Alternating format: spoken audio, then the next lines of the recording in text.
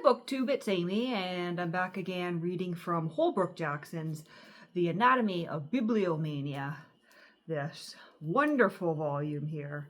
We're on page 178 of my edition, with a section titled Bibliobibacity, with a digression of ecstasy. I may not deny, but that there is some folly approved, a divine fury, a holy madness, a spiritual drunkenness, a rich ecstasy in these book-struck men, familiar to saint or artist, which causeth many times a divine ravishment, a kind of enthusiasmus, and is, as all know, the inseparable companion for however brief a time of any creative act. A divine drunkenness is given to them for their encouragement, surpassing the gift of the grape.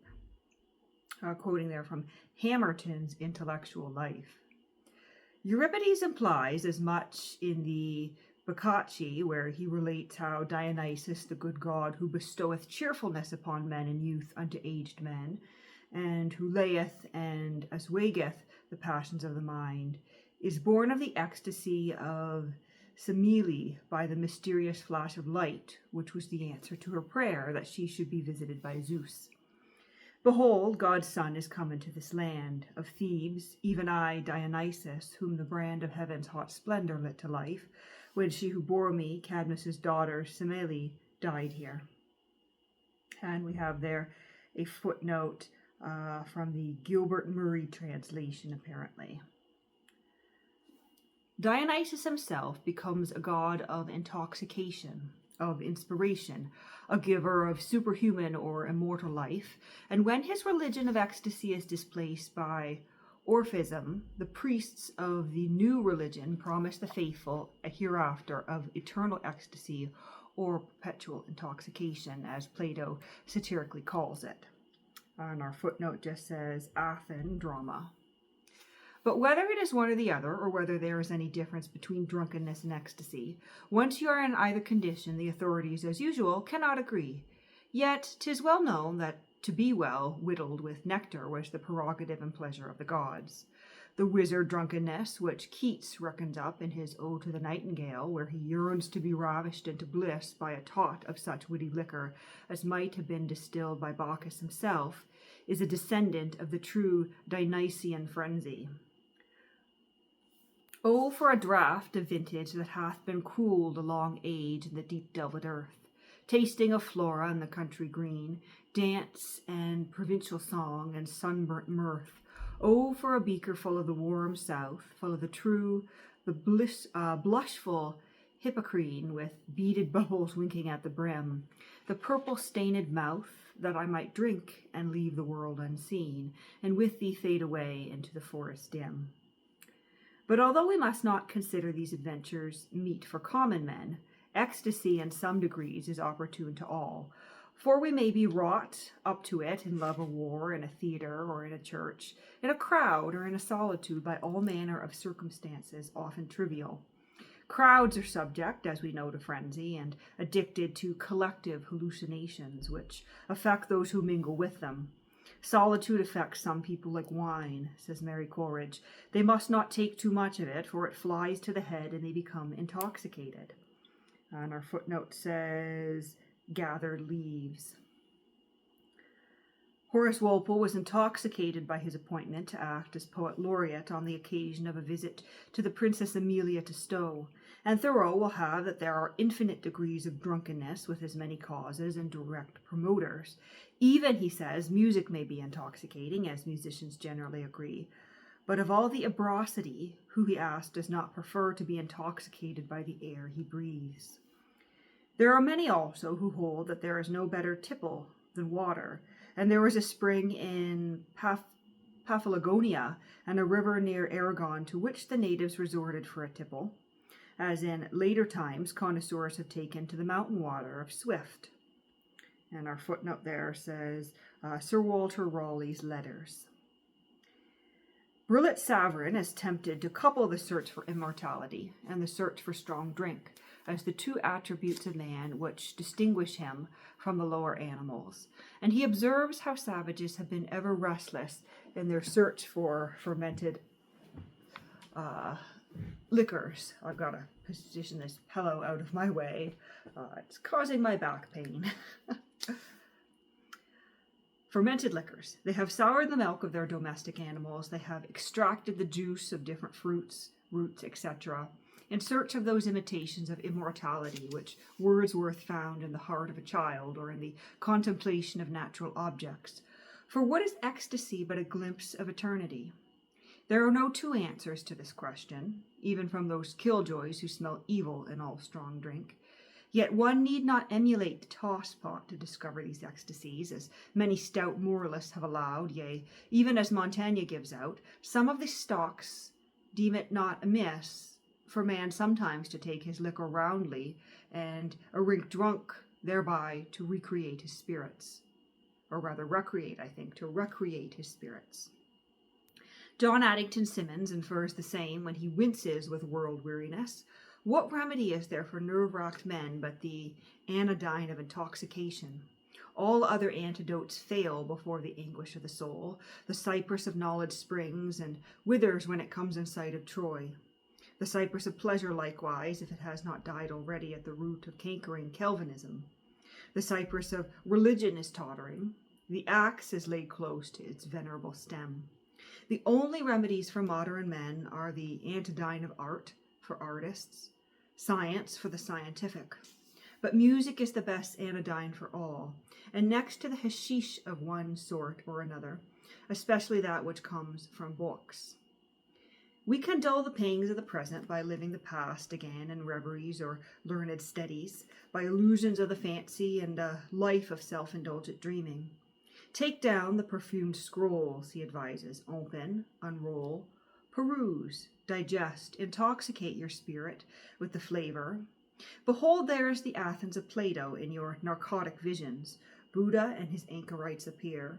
The raptures of St. Francis and the fire oblations of St. Dominic, the phantasms of mythologies, the birth throes of religions, the neuroticism of chivalry, the passion of past poems, all pass in your Maya world of hashish, which is criticism. Not, therefore, that Bacchus gives should be rejected. But I digress and roam about. So come, we go on our theme again. Words, as I have sufficiently shown, have this potency. We are wrapped out of ourselves by them, which is all some readers seek. The great business of Dr. Johnson's life was to escape from himself. By words we are shaken and lifted out of our ordinary state of consciousness, says a reliable authority. And our footnote here says C.E. Montague, a writer's notes on his trade. They enhance our faculties, give us keener perceptions, more than our normal stock of penetrative sympathy. And another effect of the drug is that while it is acting strongly, the whole adventure of mankind upon the earth gains, in our sight, a new momentous precariousness and beauty. Of all ancient and modern opinions concerning the liquidancy of books, I find some more apt than those which refer their disposition in this kind to that ecstasy, which is the immemorial prerogative of wine. For as Wordsworth held, men are stirred to ecstasy by glittering verse. And as Longinus was ever tired of saying, every bold experiment in language finds a solvent and a specific in deeds and passions which approach frenzy. And our footnote says the sublime, translated by Prickard. The very words have in them the elements of these passionate experiences. Visionary powers attends the motions of the viewless winds, embodied in the mystery of words. That footnote coming from Wordsworth's The Prelude, those lines of poetry.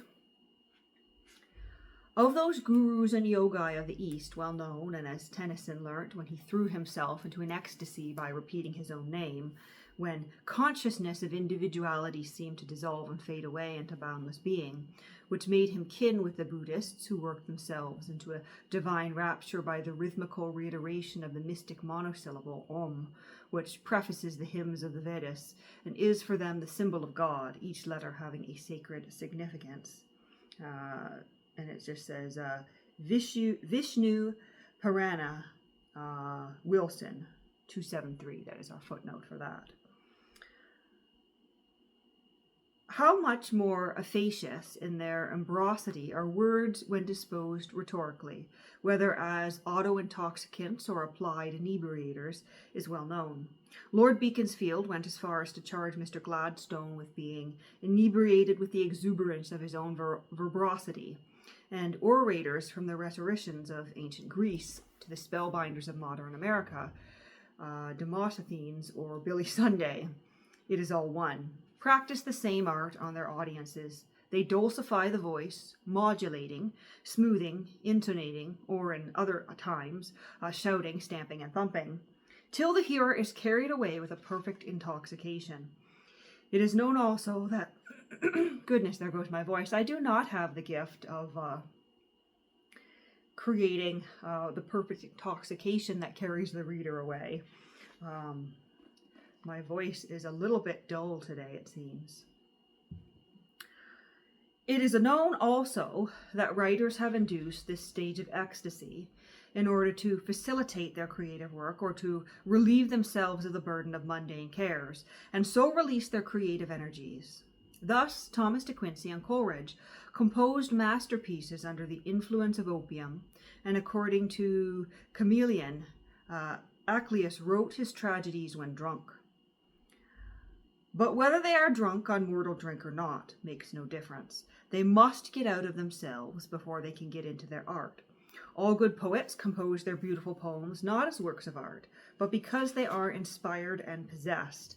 They are no more in their right mind when they compose than the Corybination revelers when they dance. And our footnote taking us to Plato.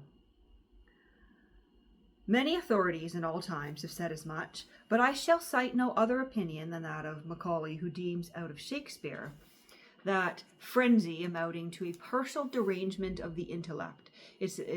Intellect is essential to poetry, from Milton's essays there.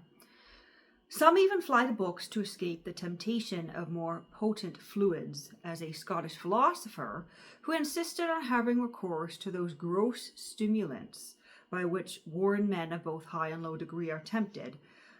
He took down his Sophocles or his Plato, his Goethe, Dante, Shakespeare, Shelley, Wordsworth, or Tennyson, and found the jars and discords of nerves cease, and physical exhaustion rise by degrees into consciousness of power. There are some authorities I know who would set liquor above literature as an inebriant. Oh, many a peer of England brews livelier liquor than the muse. The malt does more than Milton can to justify God's ways to man. Our footnote, referring us to A.E. Houseman's A Shropshire Lad. Goodness, I'm having trouble pronouncing things today. Shropshire Lad. Goodness. At the same time, my poet is brave enough to admit that the pleasures produced by malt are ephemeral, and they are wise, therefore, who like nothing better than to get drunk on books, not charioted by Bacchus and his pards, but on the viewless wings of poesy. Our footnote taking us to Keats's Ode of a Nightingale. The reading of poetry being, as some hold, no more than self-intoxication and artfully ordered words, substitutes for the wine flask. Our footnote pointing us to Hamerton's Intellectual Life. Ne'er a line of Arantino but is able to make a man drunken with admiration. Some, I find, go even farther, giving out that it is not only possible to get drunk on poetry, and on the idle fumes and intoxicating fancies of the bawdy playbooks and romances reviled by Baxter, but on the holy scriptures, as those good brothers in the monastic house of St. Martin, whom Alcuin inebriated with the study of ancient wisdom.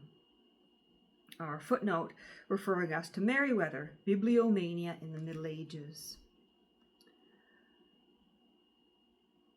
And I've lost my spot. Where are we? There we go. That books have a like effect upon many of the more sensitive of their devotees is well known, in spite of Charpenter's skepticism when Heinius announced that Plato operated upon him like the intoxication produced by swallowing 10 bumpers of wine. Dibdin has several instances, he himself accidentally becoming the possessor, when a youth of an odd volume of Shakespeare was excited almost to delirium, whilst the Iliad took entire possession of the very strongholds of imagination and reason. Isaac Disraeli confesses that Dibdin's Bibliomania had infected him with the most exquisite inebriation, and some time after he tells its author that he is not yet recovered from the delightful delirium.